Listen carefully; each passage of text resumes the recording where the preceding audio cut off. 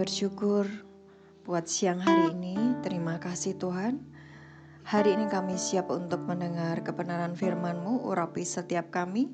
Jadikan hati kami ini lembut sehingga setiap benih firman yang kami dengar akan mengubah hidup kami, cara berpikir kami, dan kami mengalami apa yang Tuhan sediakan. Terima kasih Roh Kudus, ambil alih atas hidup kami di dalam nama Tuhan Yesus. Yang percaya katakan amin. Saya duduk ya. Ya ini lebih kepada ngobrol ya. Karena ini temanya agak-agak pening, bikin pening. Pening karena menghancurkan kutuk kemiskinan, kutuk hutang-hutang, kutuk kehancuran itu bikin kepala pening. Kayak mengung ya. Kedekatan. Tes ya. Oke. Dan sebetulnya Bapak Ibu semuanya, kita yang sudah hidup di dalam kuasa darah Yesus, penebusan Tuhan Yesus di atas kayu salib, yang namanya hutang-hutang, yang namanya kemiskinan, kehancuran, kegagalan itu merupakan bagian dari kutuk ya. Dan kutuk itu kan sudah ditanggung Tuhan Yesus di atas kayu salib. Ya kan? Nah, sebetulnya orang yang percaya kepada Yesus itu nggak harus lagi menanggung kutuk itu. Nah, kenapa mereka miskin? Kenapa mereka hancur? Kenapa mereka mengalami hutang-hutang yang berkepanjangan? Mari kita lihat akarnya. Nah, shalom semuanya. Ini wajah-wajah baru. Saya baru lihat nih. Wajah-wajah baru ya, duduk sini sebelah. Ini nanti biar sayapnya nggak ngelempang ke sini. Agak ke sini. Nos, ayo diajak teman-temannya ke sini. Dekat saya sini. Biar ketularan naik promosi. Oke ya. Sekali lagi bahwa hidup di dalam Kristus itu sebetulnya semua kutuk sudah diselesaikan, dipatahkan Yesus di atas kayu salib. Yesus itu membebaskan kutuk, dosa, sakit penyakit, kemiskinan.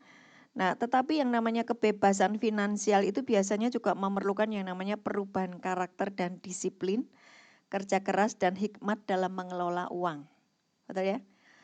Enggak hanya yang namanya, di dalam Yesus aku sudah bebas dari kutuk, kemiskinan, kehancuran, kegagalan, hutang-hutang. Enggak hanya saudara cuma mendeklarasikan itu, tetapi kita butuh yang namanya kedisiplinan dalam mengelola keuangan, hikmat Tuhan. Matematikanya harus di atas 7. Kalau di bawah 7 kalian nggak bisa berhitung lah, ini pendapatannya segini kok pengeluarannya segini, berarti kalian matematikanya dulu merah.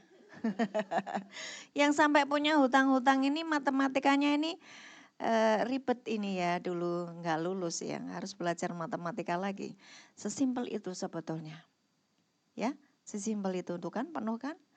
Saya bilang juga apa, penuh. Oke. Jadi sekali lagi kebebasan finansial itu biasanya juga memerlukan perubahan karakter, disiplin, kerja keras dan hikmat dalam mengelola keuangan. Nah, saya mau kasih jelas dulu sesuai firman Tuhan. Mari saya bawa Bapak Ibu semuanya memiliki satu pemikiran yang sama bahwa Tuhan itu menginginkan kita semuanya itu hidup sejahtera, makmur dan limpah. Amin. Itulah kenapa di atas kayu salib Yesus berkata, aku yang kaya, kamu miskin, aku rela menjadi miskin supaya kalian kaya. Yesus ngomong kayak gitu kan. Kamu sakit, aku rela di atas kayu salib supaya sakit penyakitmu ditanggung oleh saya. Yesus berkata begitu. Artinya apa? Keinginan Tuhan itu adalah membuat hidup kita ini sejahtera di bumi.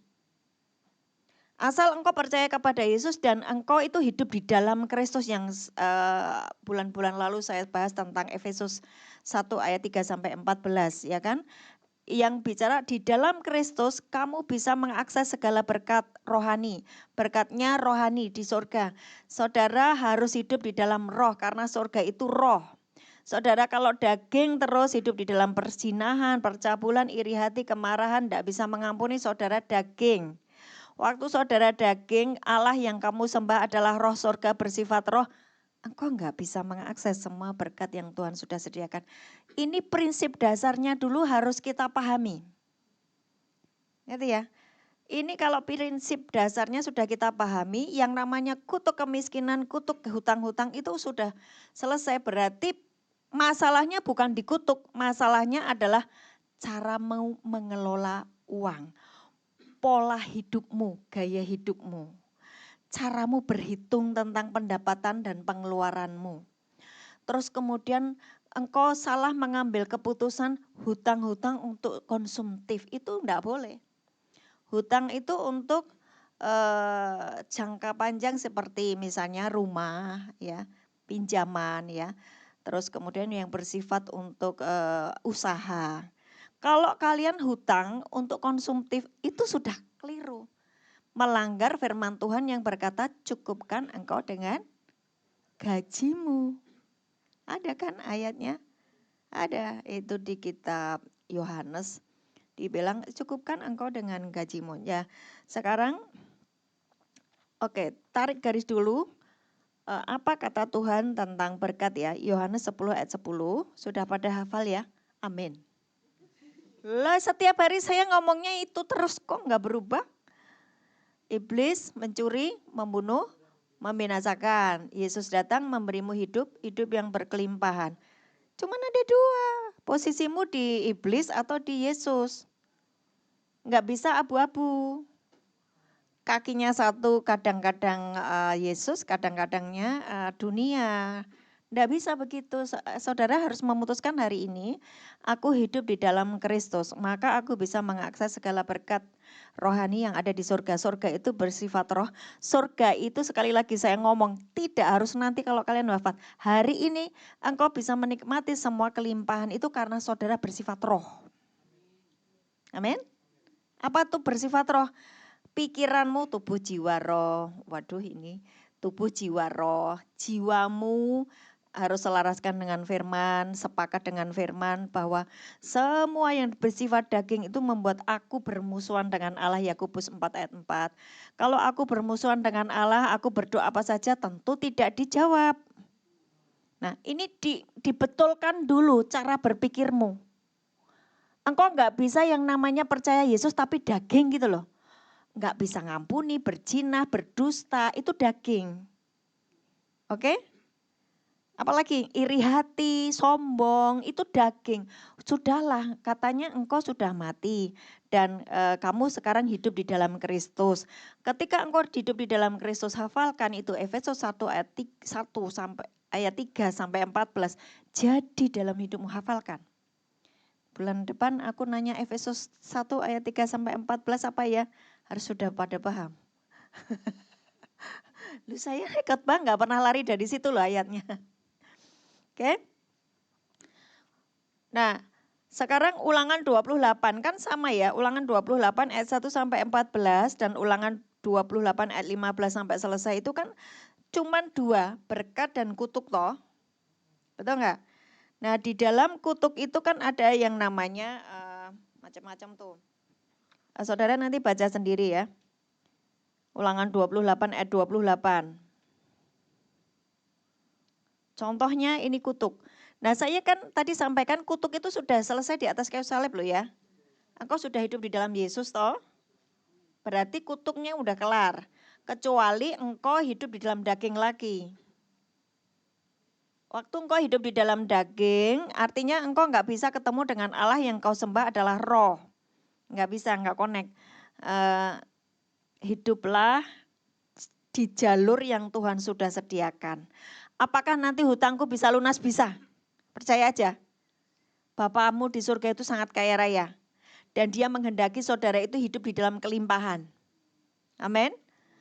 Kalau engkau hidup di dalam ketaatan, hukum dari ketaatan berkata kalau kamu taat kamu diberkati. Dan yang namanya kutuk sudah diubah menjadi berkat. Jangan khawatir tentang apapun juga. Meskipun gajimu hari ini kecil, kalau engkau tidak hidup melanggar ketetapan Tuhan dan tidak mendatangkan kutuk atas dirimu sendiri, saudara, gajimu kecil, kamu bukan hidup dari gaji, tapi dari berkat Tuhan. Ini masukkan di dalam rohmu dulu. Aku tidak hidup dari gaji, karena gajimu tuh kecil. Aku hidup dari berkat. Apa bedanya berkat dan gaji? Gaji adalah kamu kerja 1 bulan, 30 hari. Nah itu digaji dikasih uang sejumlah sekian. Karena waktumu dibeli sama perusahaan. Waktumu, ya kan? Nah yang namanya berkat, kau lagi tidur enak-enak, tiba-tiba celing ada berkat datang. Tiba-tiba dari sana malaikat datang di depan meja makanmu, tiba-tiba ada kiriman makanan banyak sekali sampai kamu bisa menimbunnya sampai 7 hari. Loh itu berkat loh. Lagi tidur. Itu prinsip. Saudara lagi ketawa-ketawa. Ketawa-ketawa itu artinya kalian lagi gak berantem. Suami istri. Lagi gak berantem. Sekali lagi jangan suka berantem. Kalau berantem ini malaikat sudah bawa berkat. Kalian gegeran, berantem, wah piring terbang, duer, jebret. Malaikatnya itu sudah bawa berkat di depan pintumu, terbang lagi nggak jadi Tuhan, soalnya berantem. Nggak bisa itu Mazmur 133. Di dalam keluarga yang rukun berkat itu datang. Bu, apakah aku nggak boleh marah? Boleh, tapi 1 detik saja marahnya. Jangan kau kasih kesempatan pada iblis. Saya pernah marah karena saya memang ngerasa tertekan gitu ya, marah. Pukul itu pintu, saya pernah mukul pintu, saya marah. Akibatnya tangan saya sakit. Saya sakit. Tuhan aku minta ampun karena aku kerasukan setan, aku minta ampun, aku marah. Tapi saudara tahu nggak, waktu kamu itu minta ampun ya, kamu marah ya nggak apa-apa, marah aja karena memang ada sesuatu yang memang kamu ingin ungkapkan. Tapi jangan kasih kesempatan sama iblis gitu loh. Kamu segera sadar sebab kalau iblis itu nanti masuk di dalam hidupmu, dia akan mencuri berkat yang memang sudah Tuhan sediakan. Nah saya gitu tangan saya sakit, nah, Tuhan Yesus ampuni aku. Ampuni aku, sembuhkan aku, sembuh. Tanganku tadinya bengkak. Karena sakit itu. Makanya jangan suka marah-marah ya. Meskipun kamu ditindas, jangan marah. Gak ada yang amin. Kalian kan ditindas toh sama. Ini karena apa? Persaingan sedang tidak baik-baik saja, ya ekonomi sedang tidak baik-baik saja. Saudara harus waras. Waras tahu? Dia emosi, kamu jangan ikut emosi. Supaya berkatnya tetap datang. Amin. Kalian hidup bukan dari gaji kok, dari berkat. Berkatnya setiap hari jam 3 pagi surga itu membuka langitnya. Menyediakan mana bagi yang bangun pagi, aku terima berkat-Mu Tuhan. Terima kasih, ucapkan syukur. Terima kasih, sepanjang hari ini aku hidup di dalam kelimpahan. Sepanjang hari ini aku hidup di dalam pemeliharaan Tuhan. Sepanjang hari ini anak-anakku diberkati, suamiku diberkati, pekerjaanku diberkati. Aku diberkati keluar masuk. Kamu sedang mengakses berkat. Tapi kalau kamu bangun, tidur, pagi-pagi langsung lihat WA. Ada chattingan orang maki-maki kamu. Itu mendatangkan kutuk sepanjang hari ini. Oke, 28 Ulangan 1-14 itu tentang berkat.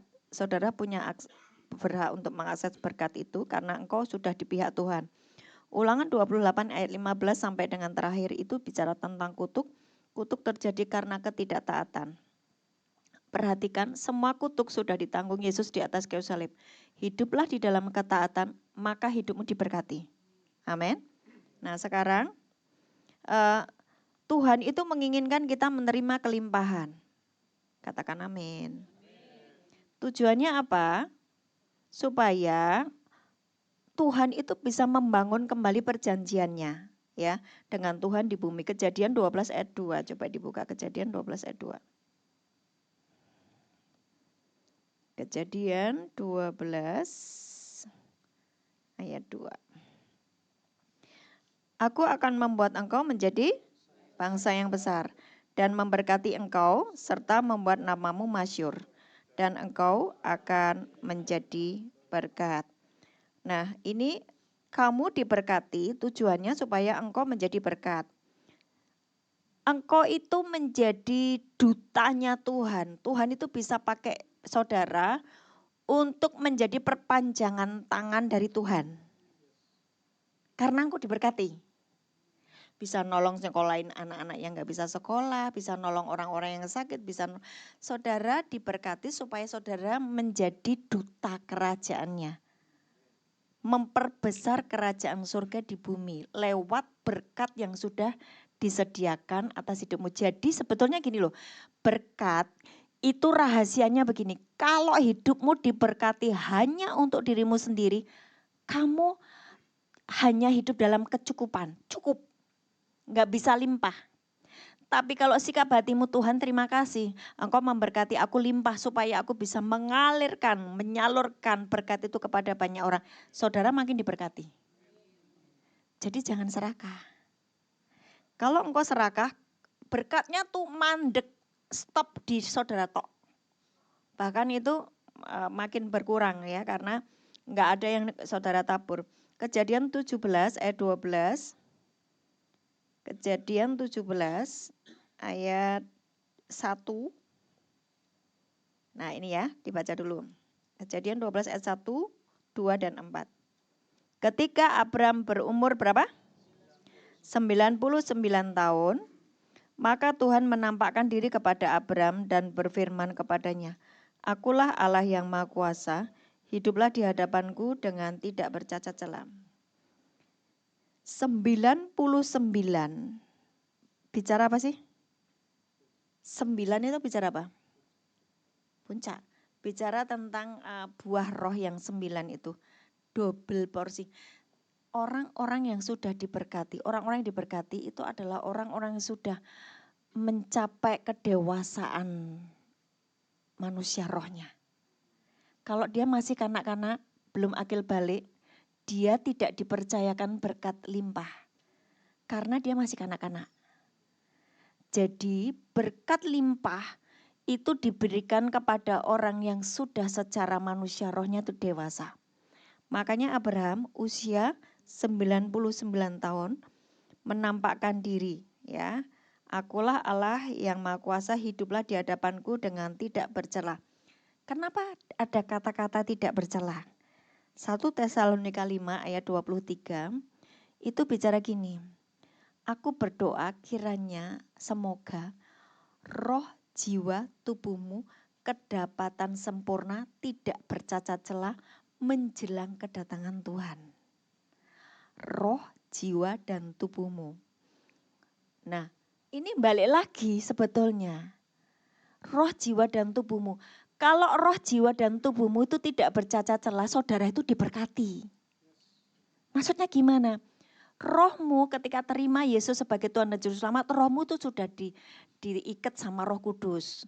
Kamu menjadi milik Yesus. Efesus 1 ayat 14 berkata begini, kalau kamu itu milik Yesus, di dalam dirimu ada Roh Kudus. Roh Kudus itu meterai bahwa kamu milik Yesus.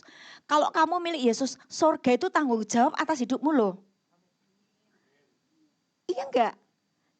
Tapi ini tuh harus kau renungkan di dalam jiwamu. Jiwamu tuh isinya apa? Pikiran, perasaan, keinginan, hati nurani. Tapi seringkali pikiranmu sangat dikuasai oleh apa yang kau dengar, yang kau lihat di berita. Oh lagi resesi ekonomi, oh lagi berita di WhatsApp, bosmu lagi marah. Oh lagi berita-berita, oh targetku harus sekian. Padahal itu market lagi sepi banget. Jiwamu dipengaruhi oleh apa yang kamu dengar, yang kamu lihat, yang kamu rasakan dengan panca inderamu. Betul apa betul?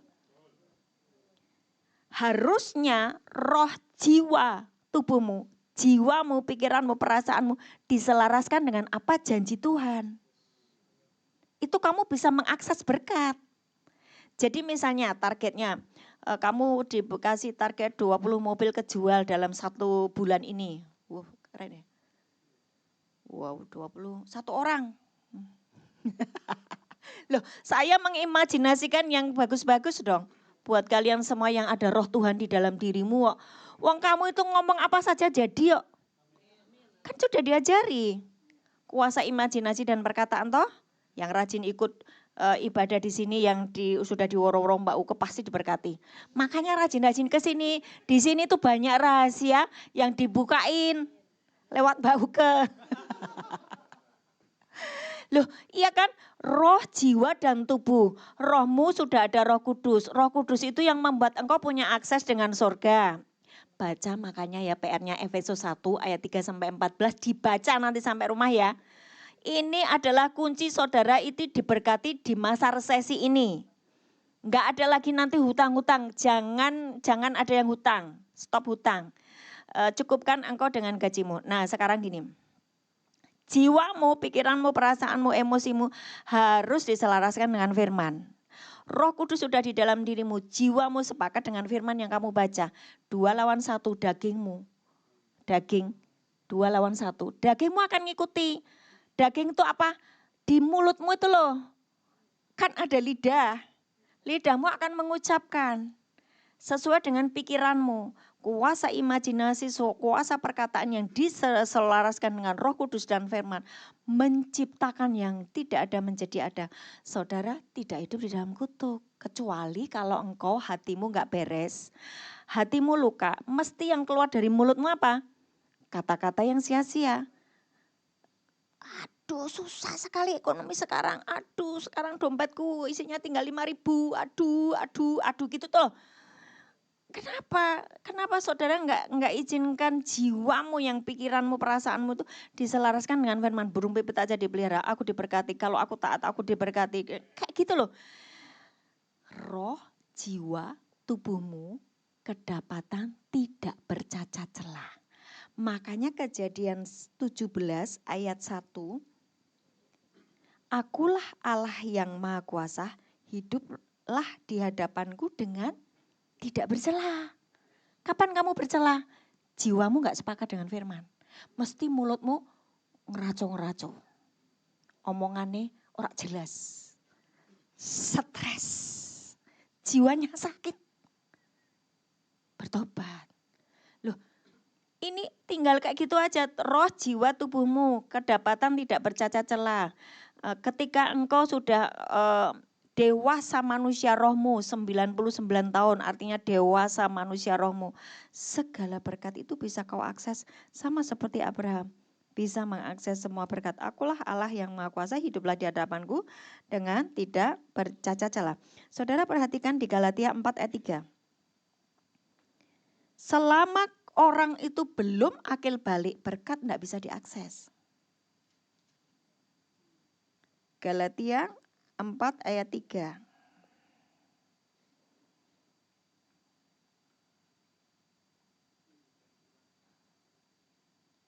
Dua, tiga. Demikian pula kita, selama kita belum akil balik, kita takluk kepada roh-roh dunia. Kenapa? Ada Roh Kudus kok takluk pada roh-roh dunia? Aku kayaknya harus menjelaskan ini, baru nanti ini ya. Maju sini. Ya cepat. Jam 1. 3 orang. Perempuan aja.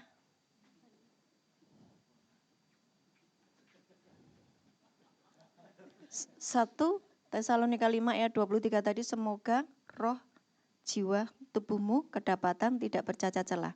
Kejadian 17, Abraham diberkati dan Tuhan berkata, hiduplah tidak bercacat celah di hadapanku. Ngerti ya? Roh, jiwa, tubuhmu tidak bercacat celah. Oke? Kamu percaya sama Yesus, di dalam rohmu ada Roh Kudus. Jiwamu itu isinya pikiran, perasaan, keinginan, hatimu harus membaca firman supaya sepakat dengan Roh Kudus. Roh Kudus ini kan mesti ngajari firman. Betul enggak? Ini jiwamu, pikiranmu, perasaanmu jangan nonton scroll WA terus, story, terus TikTok. Sing isinya dunia yang enggak jelas itu loh. Itu nanti pikiranmu jadi kacau. Kamu harus jiwamu, pikiranmu itu kudu nurut sama Roh Kudus, baca Alkitab, deklarasikan firman, percaya firman. Nanti jiwamu, pikiranmu, perasaanmu gandeng kayak gini. 2 lawan 1. Ini tubuh. Nah ini benar, ini gandengan gini. Ini nek pikirannya ya diisi firman Tuhan. Terus mendeklarasikan, merenungkan firman Tuhan siang dan malam. Rohnya sama jiwanya nyatu. Tubuhnya nanti mulutnya, lidahnya, telinganya, dia akan nyaring. Oh ini gosip, enggak penting. Oh ini fitnah, enggak penting. Telinganya dia jaga disaring. Matanya, oh ini najis jorok pun, no, bukan makanan saya. Gitu loh. Ini jadi sepakat. Nah, ini namanya roh, jiwa, dan tubuhnya kedapatan sempurna, tidak bercacat celah. Tinggal dia jalan dalam ketaatan setiap hari. Ayo jalan. Nah, ini jalan di dalam Kristus yang Efesus 1 ayat 3 sampai 14. Di dalam Kristus, ini di dalam Kristus, saya di dalam Kristus ini bisa mengakses semua berkat yang Tuhan sudah sediakan di surga. Surga itu roh. Surga itu enggak harus nanti kalau meninggal. Hari ini karena ada Roh Kudus di dalam dirimu, kamu punya akses dengan ruang tahta, dengan tempat Bapamu. Karena dibilang gini, kamu itu milik Allah, Efesus 1 ayat 13-14. Bahwa kamu ini meterai, di dalam dirimu ada Roh Kudus, kamu meterai milik Allah selamanya. Sebagai milik Allah, Bapamu di surga tanggung jawab atas hidupmu. Kenapa ada hutang-hutang? Kenapa kamu hancur? Kenapa kamu dipenuhi dengan kegagalan? Balik lagi ke sini. Gini ya. Ada Roh Kudus. Roh Kudus ngomong gini. Jangan sopi-sopi terus toh. Duitmu itu sudah mulai habis. Kenapa kamu lihatnya sopi-sopi? Ya kan? Apa sih istilahnya? Iya online shop itu loh. Aku soalnya nggak pakai Shopee, jadi aku nggak paham. Cuman aku sering dengar Shopee. Ini jiwanya nih, ini matanya tuh, ini roh ding. Ini matanya nge-scroll terus, Shopee. Ini rohnya ngomong, jangan duitmu nanti habis. Nah ini nggak dengar, jiwanya nggak mau, mikirnya Shopee terus. Mikirnya aduh sepatunya bagus ya, nanti aku bayar pakai gajiku nanti. Aku ambil dulu ya, hutang. Ya pay later. Apalah itu istilah kalian, aku malah nggak paham. Jangan, aku memang nggak mau. Nggak mau aku. Itu yang pay later ya istilahnya. Lah gajimu besok itu untuk hidupmu bulan depan loh. Sudah kamu ambil untuk kamu pakai hari ini. Lah bulan depan utang lagi lah Bu. Pola hidupmu. Ini jiwanya dipengaruhi oleh apa yang dia lihat, yang dia dengar dari Shopee, dari scroll, dari temen. Jiwa, pikiran, perasaan, keinginan. Keinginan itu ada di jiwa. Hati nurani. Nah, hati nuraninya jadi kacau, nggak bisa dengar suara Tuhan. Ini ngomong terus loh, Roh Kudusnya ngomong terus. Roh Kudus ngomong terus, hati nuraninya keblokir dengan keinginan di daging, tubuh. Oke, nah kalau sudah kayak gini runyam nih, hutang, aduh. Nah, terus nanti nyalahin suaminya. Dasar suami nggak bisa ngasih uang dalam jumlah banyak, mana ini kebutuhan banyak. Kebutuhannya nggak banyak, kamu yang nggak jelas. Ya kan? Sepatumu masih 10 tumpuk di lemari. Tasmu masih banyak, kamu beli terus. Ini contoh. Enggak ada di sini, enggak ada. Semua you baik-baik saja. Makanya enggak ada yang utang. Amin ya. Enggak ada yang utang, jangan. Saudara ini di sini diberkati loh. Hidupmu dari gaji dan berkat. Amin. Sekarang perbaiki pola hidupmu, gaya hidup. Jangan kebanyakan gaya, nanti mati gaya. Santai saja. Yang penting engkau berkenan di hadapan Tuhan dan hidupmu happy. Dan ngerti firman. Oke, silakan duduk. Terima kasih. Paham ya? roh, jiwa, dan tubuh. Nah ini lanjut. Jadi kenapa Tuhan itu menginginkan kalian diberkati? Karena untuk membangun perjanjian Tuhan di bumi. Kejadian 17 ayat 1, 2, dan 4. Ketika Abraham berumur 99 tahun, Tuhan menampakkan diri kepada Abraham dan berfirman, Akulah Allah yang Maha Kuasa, hiduplah di hadapanku dengan tidak bercacat celah. Nah, akil balik tadi, yang Galatia 4 ayat 3, selama kita belum akil balik, kita masih menjadi hamba. Hamba apa? Duit kita tadi, hamba uang, hamba keinginan, ya kan? Masih dikuasai oleh roh-roh dunia. Ayat 2, aku akan perjanjian antara aku dan engkau, dan aku akan membuat engkau, terus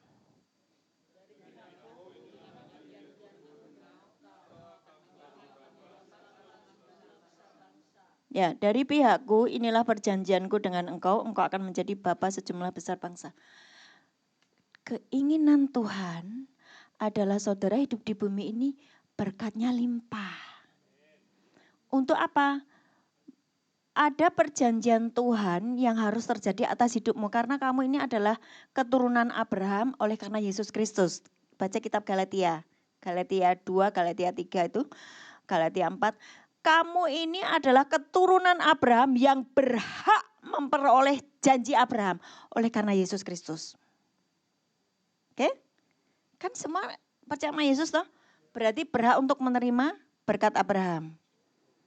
Nah, tujuannya apa? Supaya ada perjanjian itu dengan Tuhan itu dinyatakan di bumi dan engkau menjadi berkat bagi banyak orang. Artinya apa? Engkau menjadi duta kerajaan. Menjadi utusan-utusan Tuhan. Nah, sekarang dengan cepat kita akan belajar bagaimana kita memberesi akar dari kemiskinan, ya. Setuju ya? Paham ya? Sudah roh, jiwa, tubuh selaraskan dengan firman.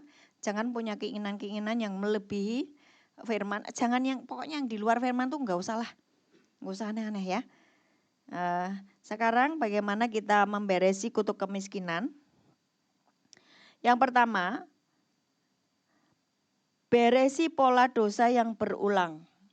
Atau saudara mesti bertobat dari semua dosa. Karena dosa mengakibatkan engkau hidup di dalam kutuk.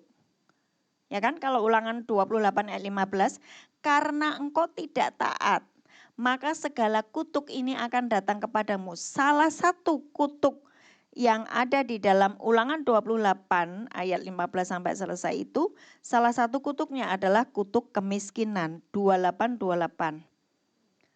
Ulangan 28 ayat 28. Coba dibuka.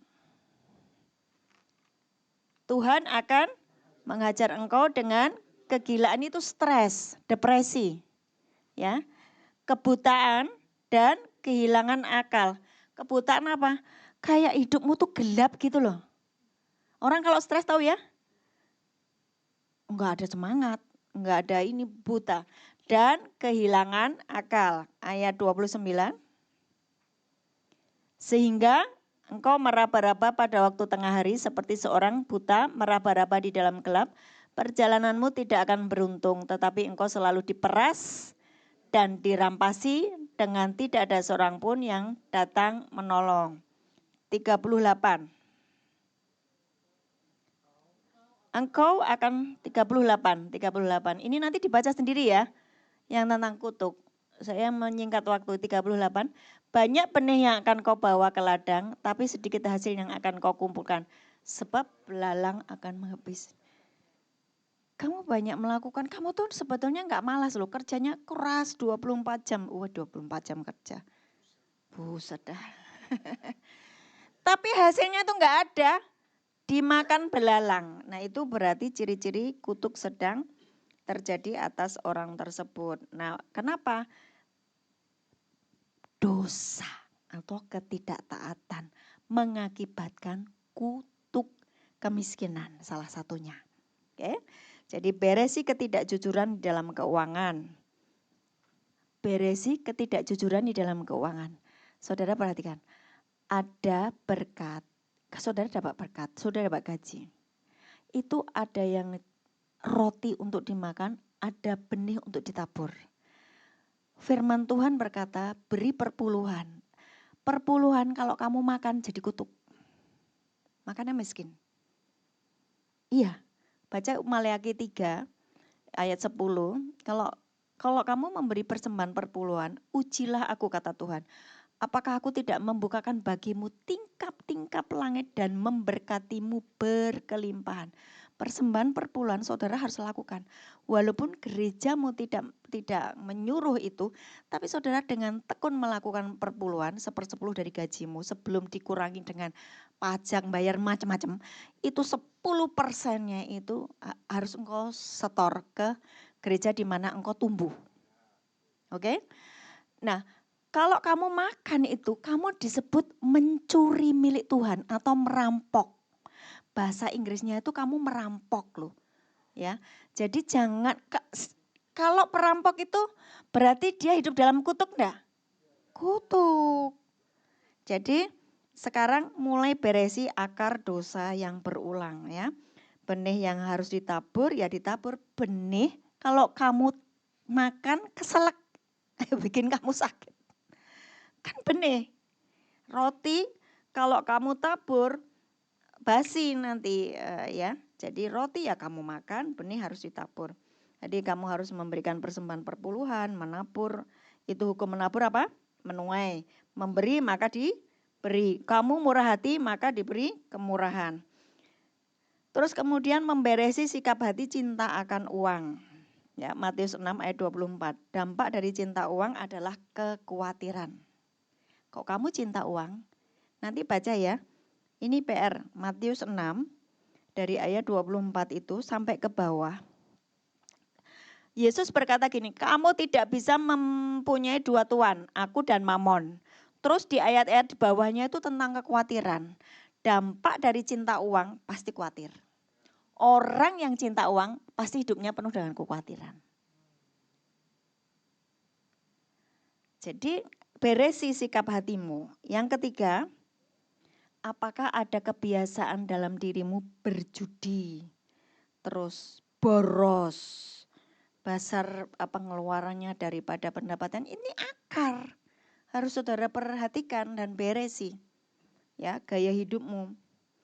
Nah yang kedua yang tadi tuh memberesi pola dosa yang berulang, macam-macam itu salah satunya adalah ketidakjujuranmu dalam keuangan, terus sikap hatimu, terus kebiasaan-kebiasaan yang membuat kamu menjadi miskin. Ini sorry ya, ada satu keturunan yang memang sukanya judi. Bertobat ya. Patahin kutuk itu. Patahin. Saudara harus mematahkan. Supaya apa?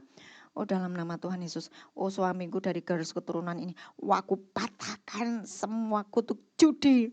Judi bola, judi online, judi apapun. Tolak dalam nama Yesus atas suamiku, atas anak-anakku. Biasanya soalnya bapak-bapak, makanya aku bilang suamiku. Kayak jarang ya ibu-ibu yang judi.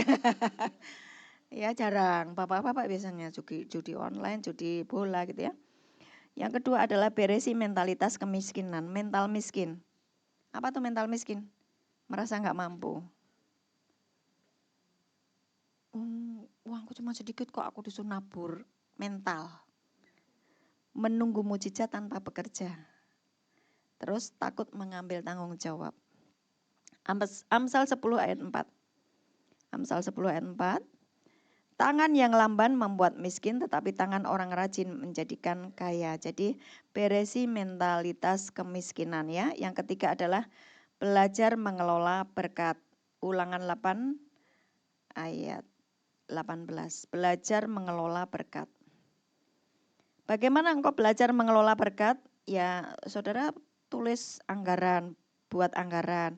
Terus saudara bikin prioritas kebutuhanmu yang mana dulu yang harus diprioritaskan. Misalnya simpel-simpel aja lah. Kamu gajian, nomor 1 beli pulsa listrik dulu. Beli apa dulu, beras dulu. Pokoknya kebutuhan-kebutuhan yang pokok itu loh, kamu harus beresi dulu. Jangan beli yang enggak penting dulu, nanti kebutuhan penting jadi kamu enggak ada duit, berantem suami istri. Betul enggak? Aku enggak punya suami kok, jadi aku aman. Belum tentu. Hidup sendiri kalau polanya nggak beres, masalah juga ya.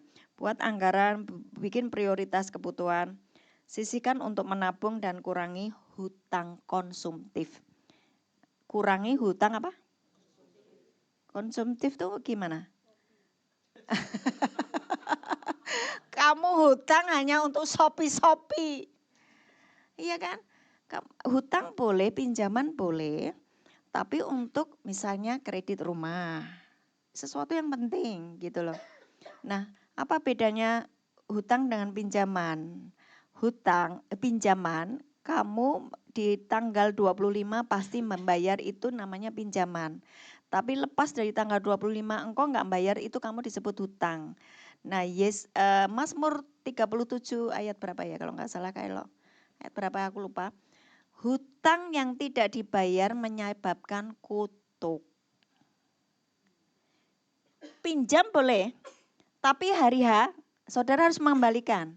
Kalau hari H saudara tidak kembalikan, saudara disebut hutang. Nah, pada waktu kamu hutang, mendatangkan kutuk. Makanya saya itu bersyukur suami saya dari awal menikah.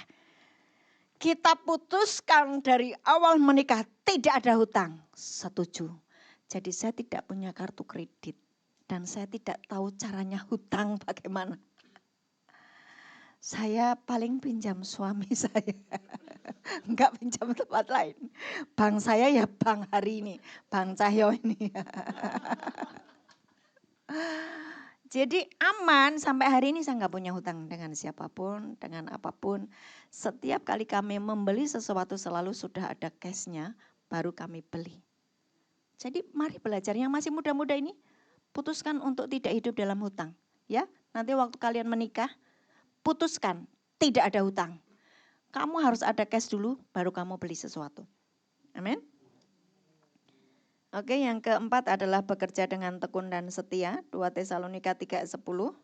Jika tidak bekerja tidak usah makan ya, Alkitab berkata demikian. Jadi bekerja dengan tekun dan setia, 2 Tesalonika 3:10. Bisa deh macam 2-3. Ke waktu kami berada di antara kamu, kami memberi peringatan ini kepada kamu. Jika seorang tidak mau bekerja, janganlah ia makan. Gak usah makan kalau yang tidak bekerja ya. Filipi 4 ayat 19, percaya pada pemeliharaan Tuhan, itu yang terakhir. Saudara percaya pada pemeliharaan Tuhan. Jadi beresi akar dari kemiskinan. Yang pertama tadi memberesi dosa yang berulang. Ya. Terus kemudian beresi mentalitas kemiskinan. Kamu berkata, enggak bisa, aku duitnya cuma segini, itu mental miskin. Saudara itu anak-anak Allah loh. Harus saudara punya mental yang diberkati, mental orang-orang yang diberkati. Kemudian engkau harus belajar mengelola berkat. Yang keempat adalah bekerja dengan tekun dan setia. Dan yang kelima, percaya pada pemeliharaan Tuhan. Pas jam 1, selesai ya. Oke. Hari ini saya akan berdoa buat kalian semuanya. Supaya hari ini setiap saudara yang masih terikat dengan kutuk kemiskinan, kutuk hutang-hutang selesai. Aku berdoa hari ini Tuhan, aku serahkan anak-anakmu yang hadir di ibadah siang hari ini.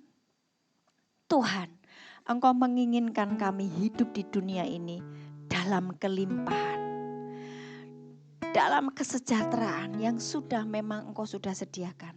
Kami bisa mengaksesnya karena di dalam diri kami ada Roh Kudus. Tinggal hari ini kami menyelaraskan jiwa kami, perasaan kami, keinginan kami, hati kami selaraskan dengan firman Tuhan. Cukupkan Engkau dengan gajimu. Percayalah, jangan khawatir. Hatimu jangan cinta pada uang. Hatimu tuh hanya cinta kepada Tuhan Yesus. Ketika engkau mencintai Tuhan Yesus, menjadi satu dengan firman yang adalah Tuhan sendiri, hidupmu akan limpah. Karena janji Tuhan digenapi, burung pipit saja dipelihara, apalagi engkau, anak-anak Allah yang Maha Tinggi. Hari ini Tuhan, kami yang masih hidup dalam ketakutan dan kekhawatiran, kami bertobat sungguh-sungguh. Kami yang hidup dengan pola dunia, kami sangat dipengaruhi dengan apa kata dunia, kami bertobat sungguh-sungguh. Kami tidak mau silau dengan orang-orang di luar sana yang sedang flexing, pamer sesuatu. Tuhan, hidup kami cukup berbahagia ketika kami memiliki Engkau. Dan firman-Mu berkata, carilah dahulu kerajaan surga dan kebenarannya, maka semuanya akan ditambahkan kepadamu. Ketika hidup kami sungguh-sungguh mencari Engkau, tinggal di dalam Engkau, hidup kami akan limpah. Hidup kami akan diberkati. Apapun yang sedang kami kerjakan, pekerjaan apapun hari ini, diberkatilah Engkau di dalam nama Yesus. Mari bangkit berdiri. Tuhan, ini anak-anak-Mu, angkat tangan-Mu untuk terima berkat. Biar hari ini tidak ada yang miskin di antara Engkau. Tidak ada yang kena kutuk hutang-hutang di antara kalian. Tidak ada yang kena kutuk kemiskinan. Tidak ada, selesai semuanya. Karena Engkau sudah mengerti kebenaran sebab Engkau anak Allah yang diberkati. Ada surga terbuka di atasmu. Apapun yang Engkau sedang usahakan dibuat berhasil. Engkau akan diangkat menjadi kepala bukan ekor, semakin naik bukan turun. Progres di dalam karirmu, pekerjaanmu. Engkau adalah anak-anak Allah yang maha tinggi, yang menerima porsi berkat yang memang sudah Bapa sediakan atas hidupmu. Ini anak-anak-Mu Tuhan, hamba-Mu mengembalikan ke dalam genggaman tangan-Mu, berkati mereka Tuhan. Buat progres dalam hidup mereka, ekonomi mereka, keluarga mereka, kesejahteraan mereka diberkatilah berlimpah-limpah di dalam nama Yesus. Apapun yang sedang kau usahakan dibuat berhasil semuanya. Semua kutuk kemiskinan sudah diselesaikan Yesus di atas kayu salib. Terima berkat. Tuhan memberkatimu dan melindungimu. Tuhan menyinari engkau dengan wajahnya dan memberi engkau kasih karunia. Tuhan menghadapkan wajahnya kepadamu dan memberi engkau damai sejahtera. Amin. Amin. Amin.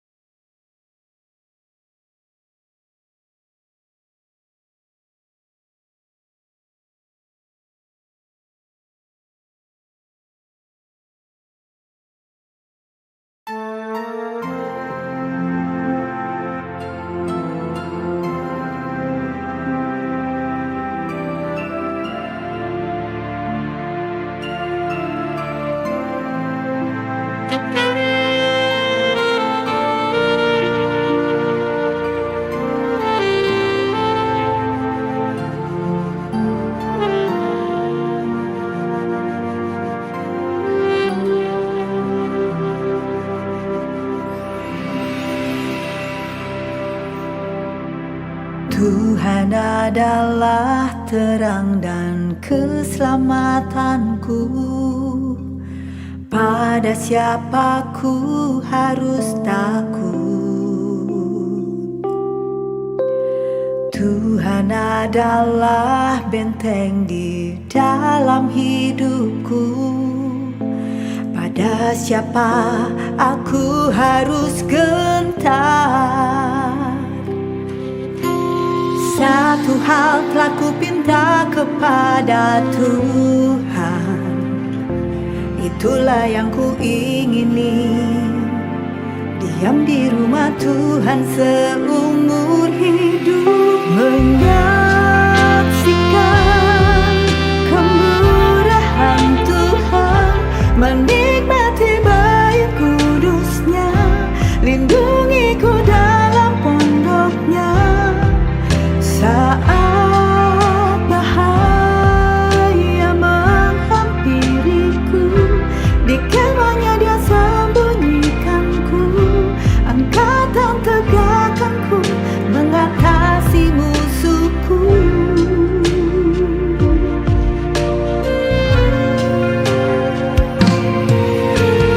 Tuhan adalah benteng di dalam hidupku. Pada siapa aku harus gentar? Satu hal telah ku pinta kepada Tuhan, itulah yang ku ingini, diam di rumah Tuhan seumur hidup, menyaksikan